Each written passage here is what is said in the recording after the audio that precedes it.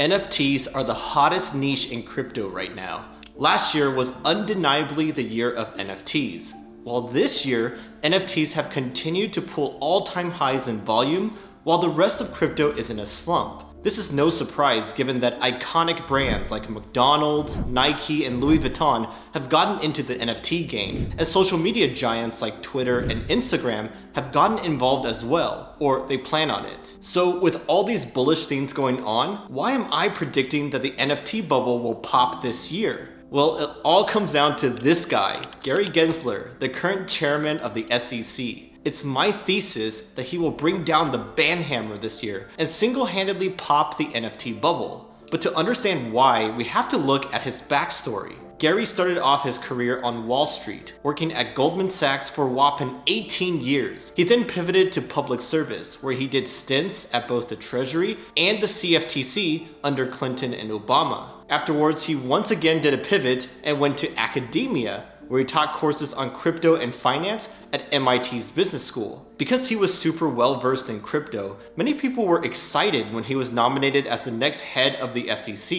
We really thought that he understood us and that he would be the friendly one. We were hopeful because the previous SEC was quite unfriendly to our industry. It was led by Jay Clayton, who came into office in mid-2017 just as our massive bull run was about to take off. Those were the good old days when ETH and Bitcoin were rocketing and ICOs were raising millions of dollars left and right. But then the SEC came in and said, stop right there, party's over. They started off by giving public warnings to projects and investors, but a few months later, they whipped out the lawsuits, whacking big projects like Kik and Ripple. Their actions pretty much popped the ICO bubble, and that kicked off our long 2-year bear market. But wait a sec, what does this have to do with NFTs? Those aren't securities, right? After all, a Picasso painting is not regulated by the SEC. Well, you are absolutely right. NFTs that are digital art or pure collectibles are not regulated by the SEC. Things like Beeple's art or CryptoPunks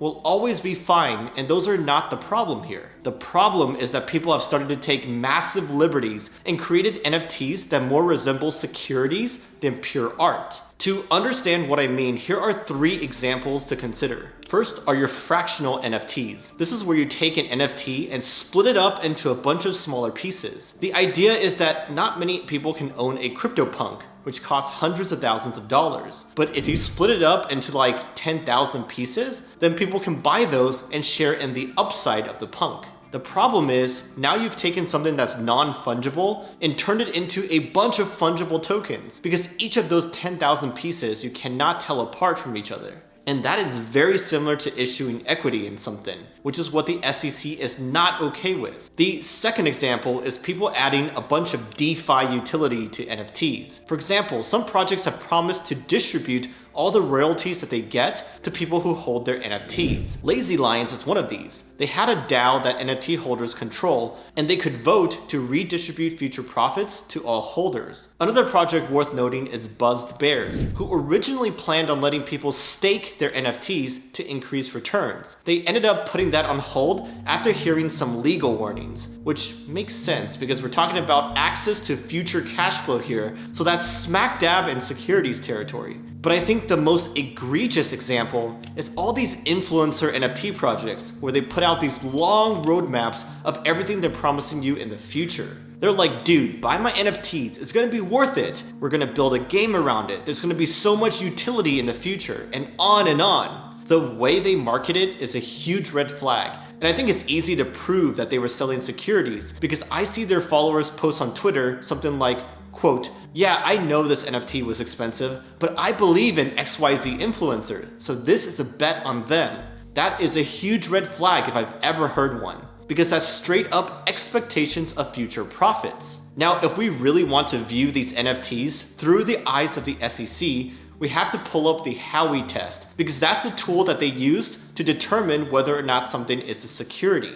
But before we get to that, a quick shout out to our video sponsors, SX Network. They are the world's first layer 2 blockchain built on Polygon. And they have even lower fees than Polygon, which makes them great for DeFi, NFT, and betting apps. One really special thing about their ecosystem is that they have this on-chain treasury that's controlled by their token holders. This treasury is set to receive over 50% of their token supply, part of which will go to teams and developers building in their ecosystem. So if you are a developer familiar with building Polygon dApps, then it makes a lot of sense to expand to the SX network as well. Lastly, all of this is powered by their SX token, which is for staking, paying transaction fees, and for governance over things like their treasury. The SX token is already listed on multiple exchanges such as Bitfinex and SushiSwap. So if any of that sounds interesting to you, go check them out using my links below. Alright, back to the Howey Test. This good old tool was created way back in 1946, but the SEC continues to use it to this day. There are 4 prongs to it, all of which have to be satisfied for something to be considered a security. First,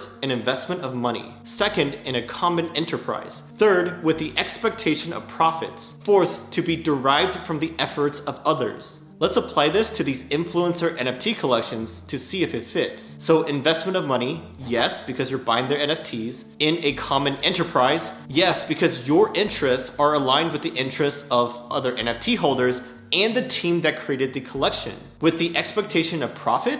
Yep, just look at how they market their NFTs. They're promising to drive future value for people who buy their NFTs. And lastly, derive from the efforts of others. Yes, because the team is the one building the games, and they're the ones creating all the future utility, and you are just sitting back, relaxing, and holding. Now, obviously, I am not a lawyer, so take what I say with a grain of salt. But personally, it looks crystal clear to me that these NFTs with roadmaps are illegal and unregistered securities. Don't just take my word for it though. Hester Pierce, who is one of 5 SEC commissioners, already gave us a stern warning about NFTs. She said that people were turning NFTs into products that could definitely fall under the SEC purview. And this is coming from the most crypto-friendly commissioner in the SEC. We do call her crypto mom for a reason after all. So if she's telling us that we're taking it too far, then we better pay attention so that we're not caught off guard if the ban hammer drops one day. Just for the record, I am not hoping for a ban hammer to come at all, but I do think it's likely to come sometime this year. And if I'm right,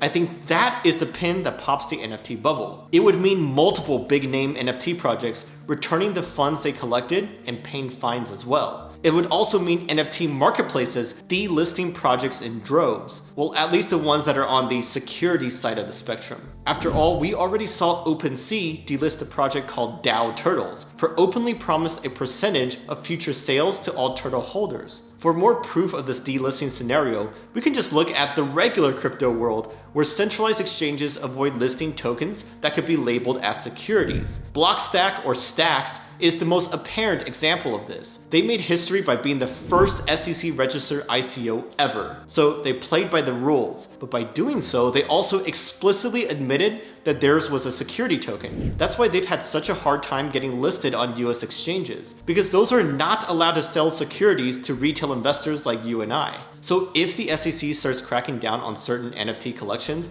I'm pretty confident we'll see both mass delistings and projects being forced to return funds. Now, once again, I'm not cheering for this to happen.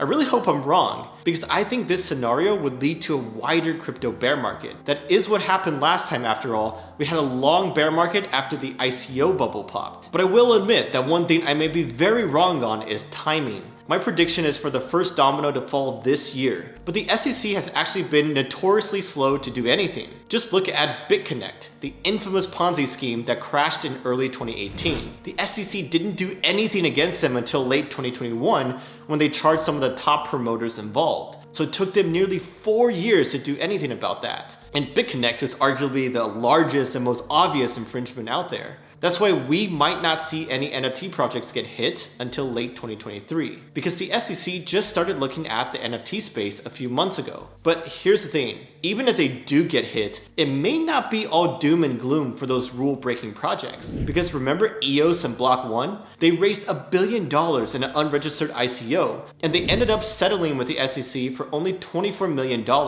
a tiny fraction of their overall haul. So that was only a slap on the wrist for them. And it's that precedent of going easy on teams, which may explain why there's so many shameless people in crypto launching cash grabs and breaking the rules left and right. By the way, you may think I'm an NFT hater from this video, but I promise you that is not true. I'm just sharing my analysis as best I can. I'm actually super bullish on the future of NFTs. I think they will evolve to have diverse utility besides just JPEG collectibles. And in this video, I explain 6 of those use cases that I'm super excited about. Give that a watch and I'll see ya.